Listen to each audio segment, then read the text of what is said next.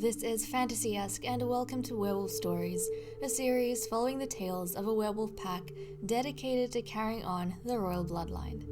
In the last chapter, the pack found themselves embroiled in scandalous rumors regarding Lizzie and Floyd's lack of a fated connection. After some investigation, the Villarreal brothers were identified as the culprits behind the vicious gossip and warned by the Alpha.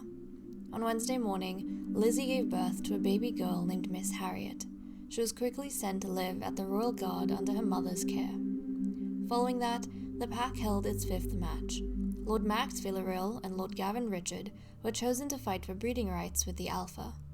Gavin won and fathered Rosa's third child. We are picking up very early on Saturday morning. Queen Rosa is in her third trimester, so there has been a little bit of a time skip. She was in her first, I think, when we left off, but I have played a little bit off camera. And I didn't want to lag behind too much because I was trying to move ahead to a story point, but that is okay. We can dive into it. Now, while I was playing off camera, I did go ahead and bring in a brand new stallion to the pack so that Fury is not going to be on her own anymore, especially after the death of her mother Star. So this, guys, is Swift, the new stallion that is going to be Fury's mate and companion. Swift is a Selle Francais horse, and look at him, he is just beautiful. He's got this lovely brown coat and a reddish brown, I guess like a chestnut brown mane and tail. But I think he looks really cool, and it's kind of like opposites between him and Fury. I like the dynamic they have, and I think a foal in the far future between the two of them is going to be very nice, because we are going to have either a brown horse with the vanilla mane, or we're going to end up having a like black and white horse with the reddish brown mane, and I think that's really cool. Also, look at him, it's so cute. But Swift here has dark brown eyes, and then Fury has the light blue eyes, so I think that as well is going to be like interesting combination to have between the two of them. So there we go, we have a friend in Swift now. In terms of his traits, he is friendly, a free spirit, and independent, so he should be very easy for us to get along with. Now, let's dive into some notes that we have with our characters. Okay, I don't know where this chick is going, but I don't know her, so I am just gonna delete her. So hopefully she doesn't bother us too much. I'm hoping she is gonna get deleted somewhere in her run. Yes. Delete. I think, you know what, she's gonna disappear in a sec, isn't she? Yes. And come on, get deleted. I can't click on her, so yep, there we go. She just had to reach a destination. Anyways, on to May. Some of these Sims have apparently completed their whims, but that's okay. We shall at least go through what was in their mind. Who is this? Did you guys see that? We have a vampire here. I don't know what's going on. These people need to promptly be deleted, but that's fine. That is okay. So May wants to be mischievous and spook someone with haunted tales of the newly opened store in the kingdom. She's itching for some action, and the idleness of waiting for young boys to reach teenhood is driving her a little stir-crazy. May's wondering if she needs to start creating some excitement for herself, and for that reason, she is going to start creating these kind of wild and like scary stories about the different artifacts in this particular store. So we'll talk more about this store in a second, but she has nothing better to do right now. The boys are young, and how old are they? I mean, we have at this It's a child. Okay, Jack needs a makeover prompt. So I am gonna, promptly, I'm gonna go do that. Harriet also needs a makeover because she's a toddler now, apparently. Okay, I've got a few makeovers to work through, apparently. So I will definitely do that. You, vampirus, be gone. But yes, I will definitely work on that. Even though Jack is a child, though, she still cannot do her kennel master duties until we have teenagers. So she's bored, and right now she's thinking, well, I need to create something to excite me, something that is going to motivate me and occupy me. So this particular spot that we have, this new place that has been established by Queen Rosa, Mayfields, is the ideal location for certain stories to take a root about the various things that come here, because we've got all sorts of strange artifacts. And if you guys know anything about May's family, especially if we trace it from her father's side, her paternal side of the family, then you'll know that her paternal grandfather was an Eternal, and the Eternals were known, or are known, in the werewolf world for adventuring and coming across all sorts of mysterious and unknown things that they kind of introduced to werewolf society. So she's kind of tapping into some of that family history that she has, and she is gonna start creating some kooky stories about these various items that she has. Nothing evil, so to speak. She's not trying to be a vicious or problem maker or anything like that. She's not creating rumors, so to speak. She's just creating stories, getting inspired by these various objects to spook people with. She's, I suppose, going a little bit astray with her mischief. So that is what May is up to. The next note that we have is with Queen Rosa. So, Rosa wants to spread the cringe and delve into yet another speech of her newest addition to the kingdom. The House of Oddities is a hub for all sorts of strange items, and where she hopes werewolf traders will flock to for the rarest of goods. Of course, a lot of these objects come from outside of the kingdom, and thus have all sorts of magic bound to them, as well as tales. But not all of these tales are known, and that's exactly what May's taking advantage of, and she's creating all of these stories, and oh my goodness, Fury is trying to get in there. Fury, you need to calm down. But look at how beautiful this place is. So pretty. Obviously, because it's charged with a lot of interesting objects and magic from those interesting objects, the place itself looks very ethereal and strange and beautiful. I mean, it's got glowing crystals, it's got all sorts of strange things here. So this is a place that kind of garners a lot of attention, and whenever people in the Empire have something of interest or want something of interest, Rosa's hope is that they will come here. Now, who is Rosa entrusting this particular store to? She's kind of decided that she wants to start giving the people around her important responsibilities, even if it's outside the immediate court. So she's actually decided to trust this, big venture to her fated mate, Lord Bob Lament. So Bob is going to have ownership of this particular store, and he's going to be in charge of managing the things that come in and out of it, and basically anything to do with this House of Oddities. That's kind of something that she has bequeathed to him, and he is going to manage for the kingdom. And obviously, if there's anything curious coming by or through the kingdom, he's going to report that to Rosa. Now, after receiving such a huge responsibility, Bob has gotten something that he is going to send to the castle later on as a gift to Rosa, something that has come through the House of Oddities. So we are going to get a powerful item that was found in a foreign expedition as a gift. So, this is something of value that Bob has received, and he in turn is gifting it to the queen. So I'm excited to see what it's going to be. For now, though, let's go ahead and spread the cringe. Since she is talking to Marie, I suppose we'll spread the cringe to her. Let's see. Now, where can I go ahead and do this?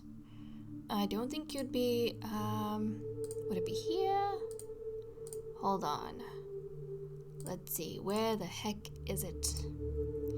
I don't know very much about that particular one. Okay, not here, not in complaints, not in affection, not in stories. Where is the spread the cringe? Oh, okay. So we need to, like, tell jokes or spout memes, so to speak. She's trying to be relatable, basically. She's trying to be relatable. Okay, we'll tell the worst puns imaginable as Rosa's way of trying to be relatable, especially when it comes to the House of Oddities. So this is kind of like a shining glory right now in her empire that she wants people to flock to. Obviously, it's not that big. It's kind of quaint, and it's not in the most obvious of places. It's a little bit obscure, but to be honest, look at this. It's got such a beautiful view over here. I've got a rainbow, wonderful waterfalls. It's kind of mystical almost, but I suppose that's kind of the myth she wants to start creating of this place, and her empire is kind of the hub of all sorts of curious things. So there we go. She's kind of getting power, and she, I think, in turn wants to attract powerful individuals to her kingdom. So that's what she's started doing, and that's what we've been busy working on, the past few days with the Queen off camera. So there we go. That's what has been happening. I think I am going to pick up when the Queen is ready to give birth. Okay, look. Fury's backing out. That's cute, Fury. That's cute. So these people, they are over here to kind of celebrate the opening, so to speak. Bob himself has left because, I think he's delivering that very, very powerful and special item to the castle, which we'll pick up on later on. Also, I don't feel like we've taken a lot of time to go horse riding or anything like that, so why don't we get some of that done, actually? Why don't we get some of our horse riding done? So, May, let's start off with May. Does she have a closer relationship with Swift? Okay, we'll send Marie. We'll send Marie out with Fury. So Marie, can we get you to change, honey? Because I feel like if you're gonna ride, you might as well ride in your armor. Now, there's no telling if the horses are gonna let them on, because sometimes the horses decide that they don't want to cooperate. Okay, she's changed into her armor. Let's go find Fury. Fury, honey, can we mount you? Okay, let's go mount Fury. I'm just resetting all the actions they have, so that they don't take a billion years trying to line up whatever I want them to do next. Okay, here we go, Marie. Let's go ride with Fury. Hopefully she gives you an easy time. Look at Fury, so pretty with all of her pink and white stuff. Okay, nice. Let's go on a relaxed ride with you two. Oh, I'm being thrown up into the air. Can we go for a nice ride? Yes? Yes? There we go. Okay, look at her. Isn't she sweet? And now we're gonna get May to change as well. May, come here. Get changed. And we are gonna send you out on a ride as well. And we'll send you out with the new horse, Swift. Swift? Okay, you're not doing anything right now. Let's go riding with May, and it's kind of nice to see that Swift has managed to befriend our ladies so quickly. Okay, there we go. She's done spreading her stories and telling the spooky tales to everyone, and I don't know who she would have spooked out, but I feel like she would have positively spooked out quite a few people over there. She's just having fun at this point, she's just having fun. So, okay, there we go. Let's grab Swift. Ooh, I kind of forgot that Swift had all the black stuff, but He looks cool, doesn't he? What a cool stallion. What a cool stallion. And he looks even cooler when he's being ridden by one of the she-wolves because they have the black armor and it just goes so well. Look at this. Look at this. This is so good. This is so good. Also, May looks too cool. She looks really cool. I feel like her name keeps kind of like skimming over the top of my head because she looks quite a bit different to what she did as a teen. And so I keep thinking she's a brand new character, but no, it's May. It's May. Okay, she's gonna ride, and so is Marie, and I will pick up with you guys later on.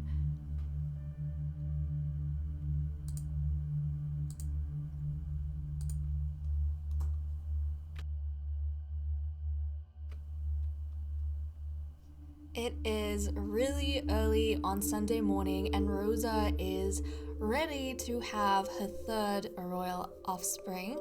We currently have a princess and a prince. Of course, we would like the latter because we need to build up our number of males that are going to inherit in the next generation, our successors to the pack and the kingdom. So I am excited to see what she is going to have. Before that, though, I do want to quickly check out the little thing I mentioned when we left off, the special gift, the artifact that, the oddity that Rosa has received from the House of Oddities on behalf of her fated mate, Lord Bob Lament, who is in charge of the House of Oddities. So the special thing that she has received, or I suppose creature you could say, is this petrified cat in a cage of sorts. So people are kind of unfamiliar with what this creature is. I mean, it looks like an artifact that has been crafted by a skilled artist, but it is in a cage. And Bob is saying that the people who passed this on to him, or, sold it to him per se, they were pretty convinced that this artwork is not just an artwork. It is not just a statue. It is a petrified statue of a magical creature that is said to bring blessings and such if you keep them in your abode, right? So certain things that the werewolves receive from the moon, this creature is supposed to amplify those benefits. So I'm actually going to go ahead in the ability points. I am going to, where is that, the ability that kind of, hold on a second, where is it? There's something that amplifies, not this one, the Lunar Blessing.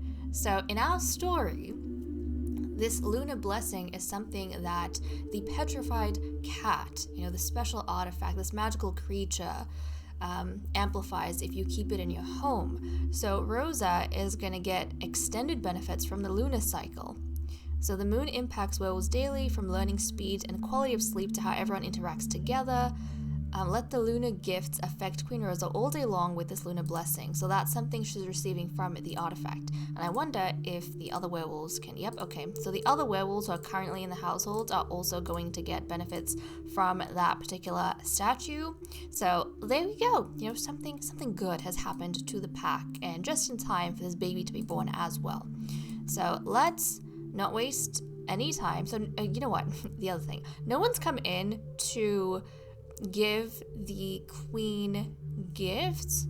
So even though Charlie's kind of walking up over here, nobody's done anything. So I'm assuming that nobody is really excited for this particular baby to be born, or nobody thinks it's going to be a boy. People don't have expectations of the queen's third child, which is kind of sad considering the last baby was a boy. But let's go ahead, have this baby, and see what it is going to be. Come on, Rosa. Come on. I think right now we have how many boys? How many boys do we have? We have a Caliente and we have a Curse. So, okay, Jack, I still have not given him a makeover, which needs to be done. And then we have, so Jack Caliente, and then Harriet has aged up in toddler. I haven't done that yet either. And then Horace. So we have Jack and Horace, the only 2 boys. We need 4 more boys right now. So fingers crossed, we are going to get a little prince this time around. But you know what? One good thing about Rosa, or her reign, so far, none of the children that have been born are ominous children. And it's another prince. Excellent, excellent. None of the kids have been ominous, guys. There's been no ominous period during their conception and no ominous period during the actual births. So I think that's really good. Okay. So this is going to be Prince Stefan. Prince Stefan Curse. So there we go. This is our second little boy. And according to his father's genetics, he is going to have black hair, which both his parents do, and dark blue eyes. Actually, what does Horace have? I don't remember. Horace, who is your father? Hold on a second, guys. Let me check this. Was your father Ira? Your father was Ira Lee. I don't remember what eye color Ira Lee has. Does he have dark blue eyes? I remember me saying, it's been so long since the last chapter. I remember me saying something about blue eyes being predominant right now. Regardless, I'm excited for this baby boy. We have 2 princes. This is good, which means we are halfway through the males we need to have. Only 3 more boys to go before our breeding season is officially over and done with. So I'm going to get this baby moved out into the royal den. I need to give makeovers to the kids that I just mentioned, and then I will jump into cast to show you guys those makeovers. So see you in a sec. I'm sorry if you guys are noticing a big fluctuation in sound. OBS updated behind the scenes, so my sound settings are a little bit all over the place. I'm trying to fix it as we go, but I don't want to lose footage either. But here is the makeover of Master Jack Caliente as a child. We'll do a close-up of his face, look through his color swatches, which is the same as what he had in his toddlerhood, and then we'll have a brief talk about the trait he randomized, which is proper.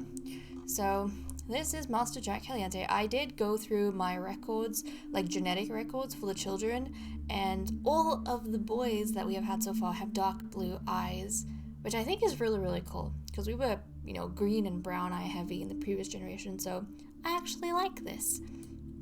But there we go. This is what Jack looks like all the way around. I have high hopes for him appearance-wise as he, gets older, because both his parents are absolutely beautiful, his mother Nina and his father Charlie. So this is his everyday wear. He's got that blue and gold theme going on. His formal wear, athletic, the white armor for the Sons of Soul. His sleepwear, which is a bit more colorful. We have party wear, swimwear, hot weather outfit, and cold weather outfit. Now, for his trait, Jack is a proper kid. Now, I feel as though because Jack on his father's side has that, royal lineage through Prince Charlie, even though he himself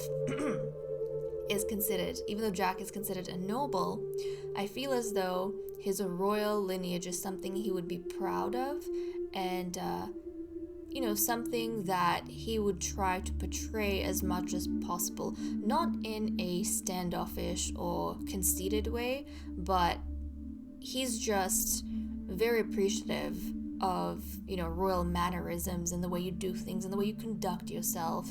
He wants to make sure that he lives up to his parentage, on his mother's side, but on his father's side especially.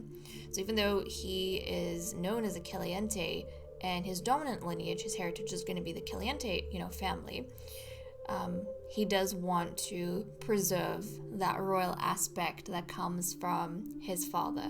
So I think that's actually really nice, and I hope going forward he makes a good role model for the boys that are going to be in his generation.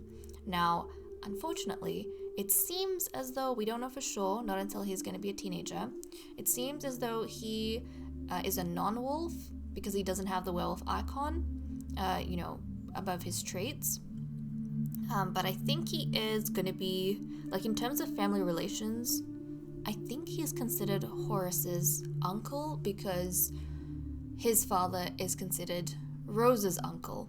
So just, one generation down, that's the same family relation they're going to be having.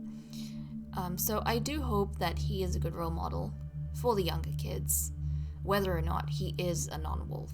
So that is pretty much it for Master Jack Caliente. Then we have the oh-so-adorable Miss Harriet Lothario as a toddler. She is just so precious looking. I flip and love her so much. I love her so much. Now, she is the child of Lady Lizzie Lothario, one of the 2 guard captains, and of Lord Floyd Patel, if I'm not mistaken. So we're going to do a close-up of her face and then go through her color swatches for the outfits. We're not going to talk about the traits because, not only is she a toddler, but female, which is not the ruling gender in this generation, but she has the werewolf icon. So that means in the future, she is going to be used as breeding material. So that's good because her lineage, her bloodlines are going to continue in some way or form. So that's nice to see. Very different to Susie, who unfortunately doesn't have that, so she probably is not going to be used for breeding material. But look at this beautiful dusky skin on Harriet. I love the skin tone. This kind of dusky skin tone. It looks so good on like every eye color and every hair color. It's just beautiful. But she has light brown eyes and black hair. From her mother, of course. So this is the way she looks all the way around. Oh, she's adorable. She's too cute. She's too cute. Now, her outfit color, it's purple. Her theme, her clothing theme is purple. This reminded me so much of the golden lavender that Marie used to wear when she was younger. But that was a little bit different to what we have going on here. We still have purple with gold accents, but the gold is less dark than what Marie had, and there is more purple. And also her purple is kind of more patterned. I don't think Marie's purple was patterned. But she looks so adorable, especially with the jewelry. This is her everyday wear. We have her formal wear, her sleepwear, which is, gold and white. That's really cute. Her party wear, swimwear, hot weather, which is the same as her everyday, and her cold weather outfit. So that is pretty much it for Miss Harriet Lothario.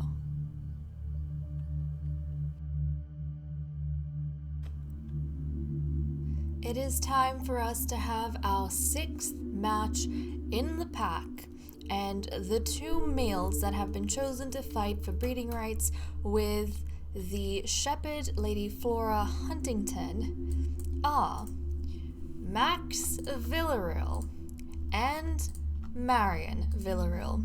So 2 of the Villarreal brothers have been chosen by Marie to fight for breeding rights with the shepherd.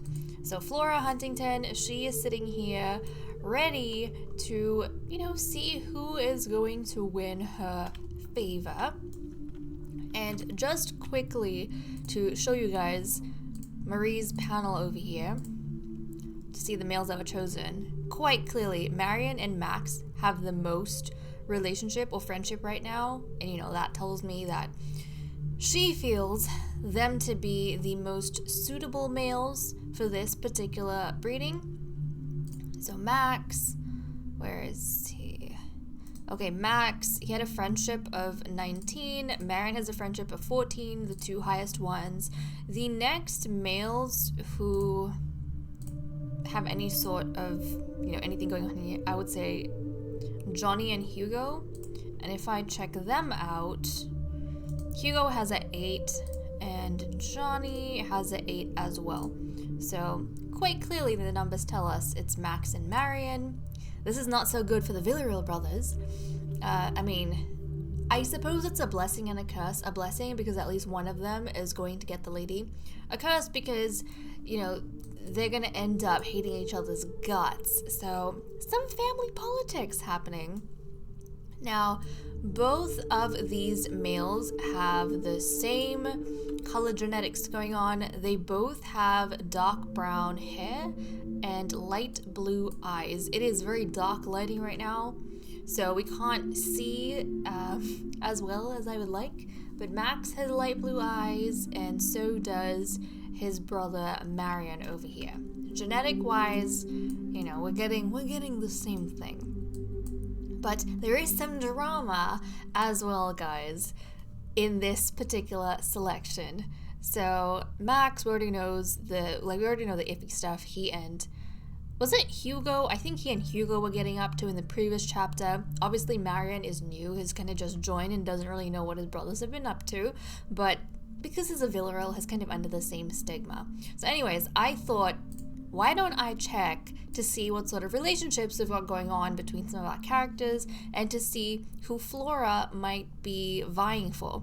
So I had a look at that, and Flora apparently already has a romantic relationship with Lord Marion, which means that she quite clearly wants Marion to be the one to win this particular match. She wants Marion to win because, she's got that romance with Marion and not with Max.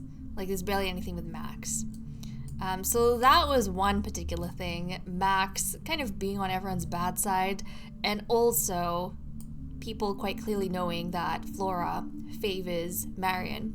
And then I thought to myself, why don't I just check out Marion to see what's going on with him, because we already know that Max is fated mates with August, and Flora cannot be fated mates with Nina because Nina is fated mates with Charlie, and quite clearly, there's nothing going on here, even though there are romantic interests. So I hopped onto Marion, and we have two people here. The first one is Flora, which we just checked for.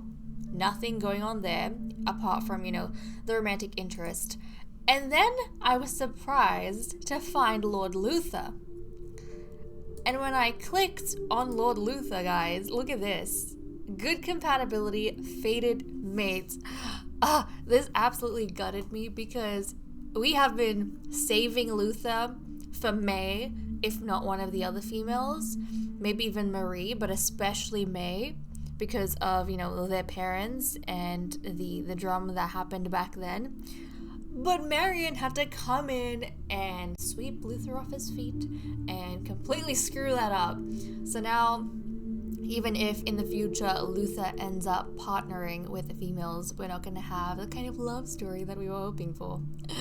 Because Luther's heart belongs to Marion, or his fate is tied to Marion, I should say. So that's the drama that has happened of late, off camera, while we have been working through this particular chapter. Marion. Why, Marion? Why? Anyways, let's get these guys going. We need to get them to transition and prepare them for the actual battle. And let's see. Okay, so Marion is like a gray and orange wolf. Yeah. Orange and gray, kind of like foxy colors, whereas Max is a golden wolf with some black. It looks very close over here, but if you look at their panels, there's a bit more difference in their coats. Okay, I'm gonna get these two set up. I'll get their battles going, and then we'll jump back in. Okay, what's going on? Difficult family dynamic? Well, okay, yes, why not? It is gonna turn very, very terrible in a second here. Since Max is the first match suitor with the, higher relationship, he is gonna initiate the battle, and let's see who flippin' wins. Max is also evil, which is probably why he's going ahead and causing all this trouble.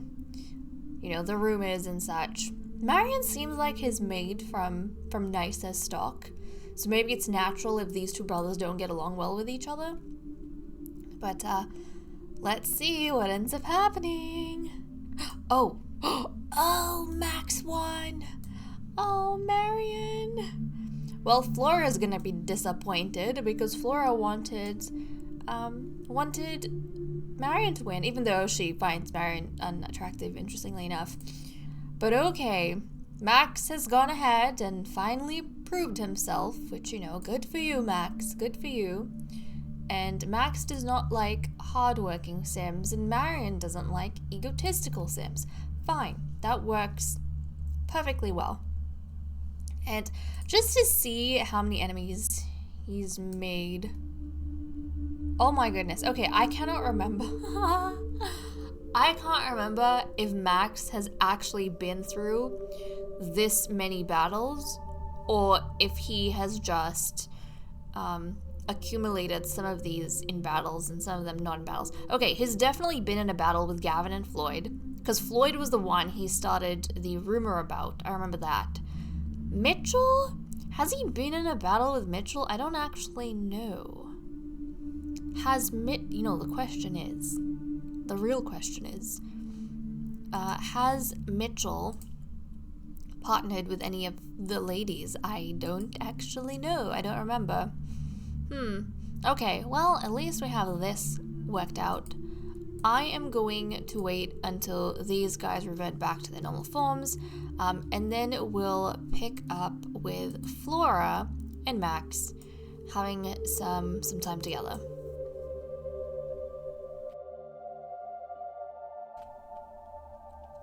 I went ahead and really quickly checked up on Flora's genetics as well. So she has dark brown hair and light green eyes, which means if they have a daughter, she will inherit the light green eyes. If they have the son, he will inherit the light blue eyes.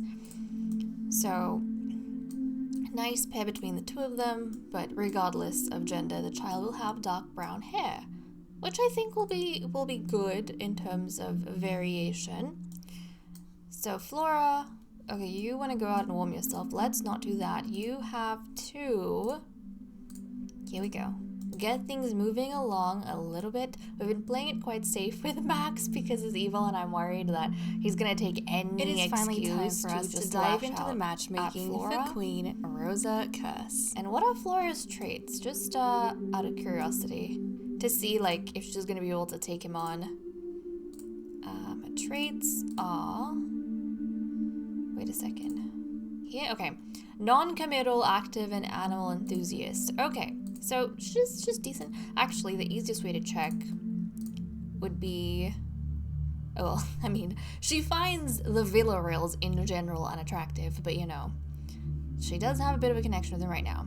That's intriguing, though. She does not find them appealing, but hey, unfortunately for her, the matchmaker decides what matches kind of seem the best.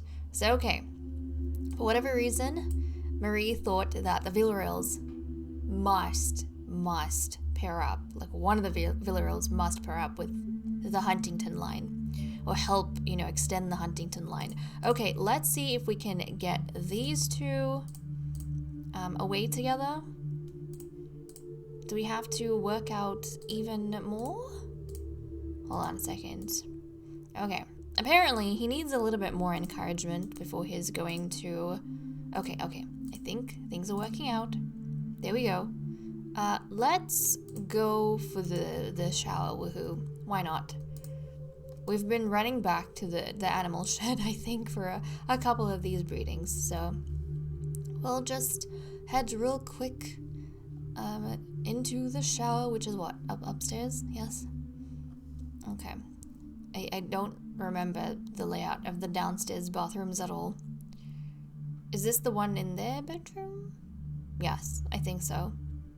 I think there should be like closet woohoo somewhere too. There is a closet here, right over here. So who knows? We may jump into there at some point. Okay. Here go these guys. Here go these guys. I was not expecting this one. I thought they would go like into this particular bathroom, the one that's attached to the main bedroom, but that's fine. Okay. let Flora have her own little bit. So we're gonna have, you know, potentially an heir to the Huntington line.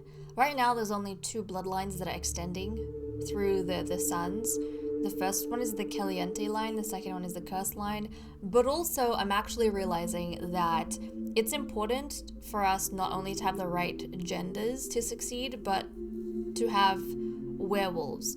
So if Jack actually turns out to be a non-wolf when he becomes a teen, he will not be able to breed in the future, and so the line kind of dies with him. So there's actually a lot more at stake, or, you know, a lot more that goes into preserving the bloodlines than the vampires, I feel. That was easy. You just have to have the right gender and that's it. You don't have to worry about them being not being a vampire. The wolves, though, things are a bit more complicated. Okay, we're not going to waste time with Flora. We are going to get her to have a test straight away so that we can throw this into our calendar. Okay, so that was successful. She is eating for 2. Nice. And so I am going to go ahead and put down her due date. 1, 2, 3.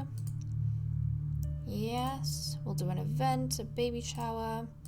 Excellent. She's the expectant parent, of course. Now the guests that we're going to invite. Max Villarreal. We'll do, Flores.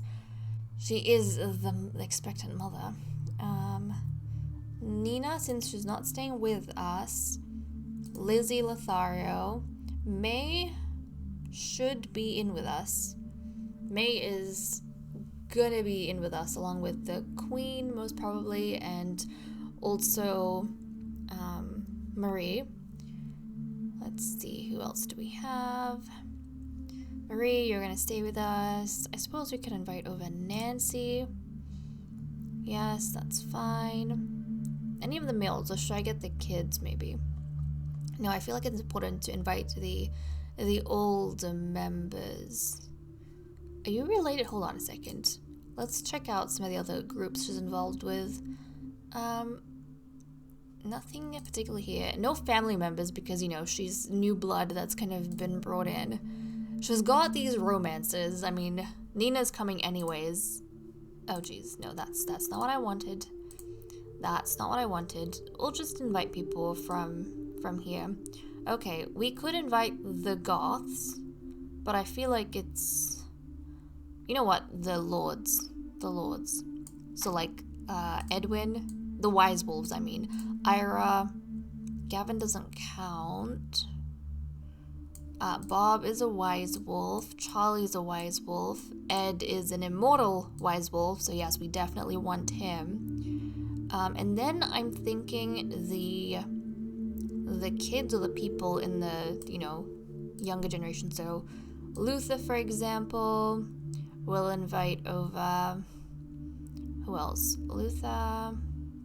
Wiz? Patrick, Clyde. Yeah, I want them with us. And then Susie, Horace, Harriet, Jack. Okay, Harriet, you're gonna have to make a bit of a pause. We're gonna invite Susie, Patrick, Horace, and Jack instead. Okay, that's good. We have all the guests sorted. Nice. Yes, Royal Court. We'll do 2 p.m. Yeah, we'll have the event at 2 p.m. because she will be in labor at that time. So Wednesday, 2 p.m. is when Flora will go into labor, when she is going to be due. So nice. We have all of that worked out. Excellent. Makes me really happy. But I think, guys, I don't know. Do I want to wrap up here? I think I want to wrap up here, guys. I feel like this episode maybe wasn't as, or this chapter wasn't as long as some of the other videos that I've had, but I'm pretty okay to wrap things up over here. You know, keep it short, keep it sweet. I feel like I've kind of been, I don't know. I've been dilly-dallying just a little bit making this chapter, so I definitely want to get something out there for you guys. We can carry on with the story and whatever else when we come back next time. But okay, guys, with that said and done, I am going to leave off here. Thank you so much for watching. I hope you all enjoyed, and I will see you all next time. Bye-bye.